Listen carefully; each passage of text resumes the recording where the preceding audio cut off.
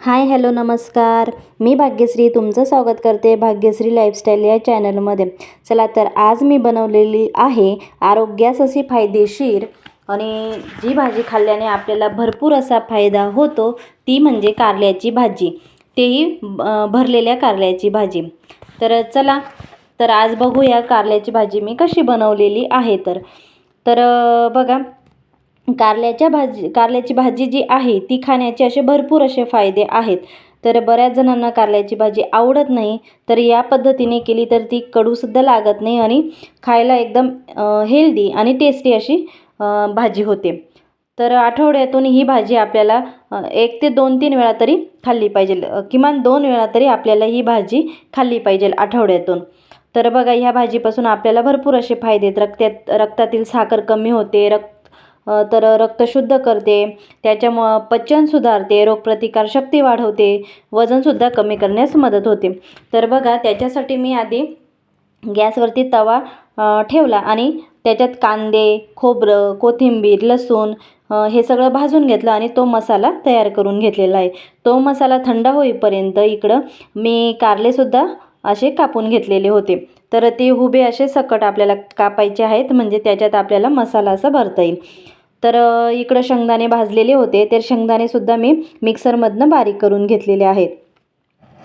तर मसाला आपला बारीक झालेलाच होता. तर एका ताटामध्ये शेंगदाण्याचं बारीक कूट काढून घेतलं आणि त्याच्यात जे मसाले असतात आपले, तर काळा मसाला, लाल तिखट, हळदी हे सगळे मसाले टाकून त्याच्यात 2 चमचे तेल टाकून घेतलं आणि तो असा छान मसाला तयार करून घेतला.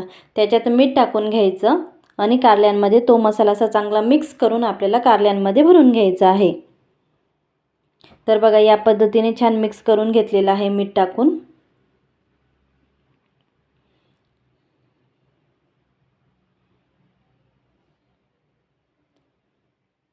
आणि त्याच्यात आपल्याला तो मसाला भरून घ्यायचा आहे.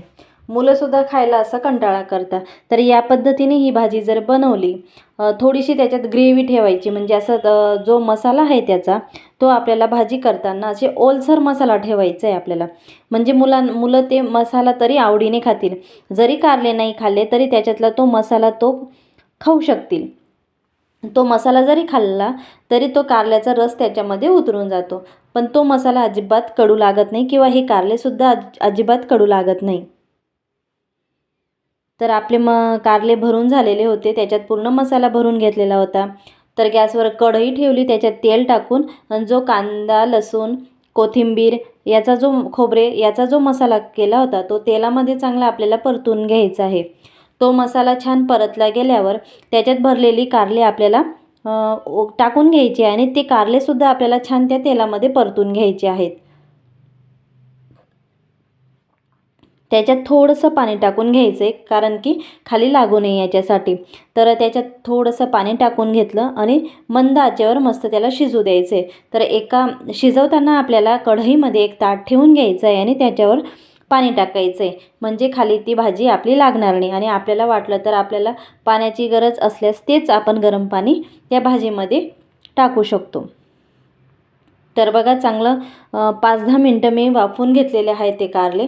आणि बघा, या पद्धतीने छान ते आता थोडे शिजत आलेले. तर त्याच्यात आपण थोडंसं अजून ते जे गरम पाणी आहे ते आपण टाकून घेऊ आणि परत झाकण ठेवून आणि परत थोडंसं मंद आचेवर शिजवून घ्यायचे. ते 5 ते 10 मिनटं अजून शिजवून घ्यायचे. तर एका साईडला मी ती कढई ठेवून घेतली, म्हणजे आपले कारले शिजत आहे तर मी इकडं चपात्यासुद्धा करून घेतलेल्या आहेत. तर बघा, या पद्धतीने मी इकडं चपात्यासुद्धा करून घेत आहे आणि इकडं आपली भाजीसुद्धा शिजते आहे.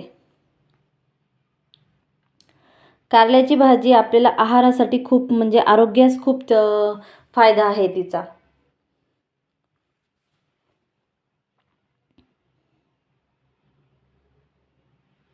तर बघा, इकडे या पद्धतीने आपल्या चपात्यासुद्धा आता होत आलेल्या आहेत.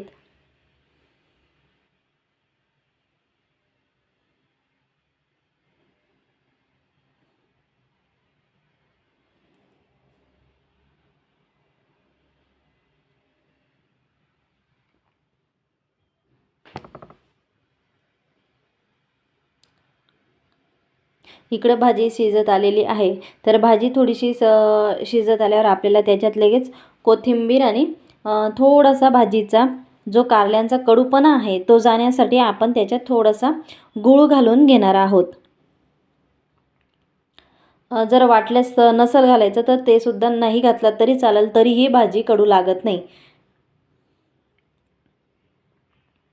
पण मी थोडासा गूळ घातलेला आहे. तर गूळ घातल्याने आपल्या भाजीला कलरही छान येतो आणि छान मस्त असं तेल पण सुटतं आणि थोडा हलका जो कडूपणा असतो तो सुद्धा जातो.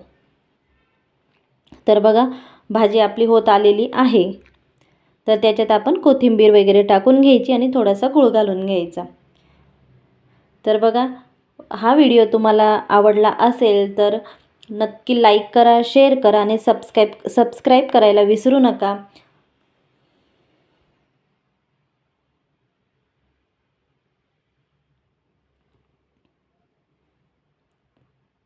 बघा अशी कोथिंबीर वगैरे टाकून घेतलेली मस्त आणि पुन्हा एकदा चाळून घ्यायचं आणि थोडासा गूळ घालून घेतलेला आहे. तर आपली भाजी रेडी झालेली आहे. या स्टेजवर आता भाजी आपली पूर्णपणे रेडी झालेली आहे.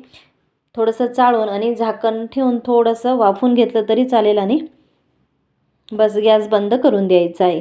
तर बघा या पद्धतीने मस्त छान कलर आलेला आहे. चला तर मग हा व्हिडिओ आवडला असेलच तुम्हाला, मला माहिती आहे. तर भेटूया अशा एका पुढच्या नवीन व्हिडिओमध्ये. तोपर्यंत तुमची काळजी घ्या. Tata, bye bye.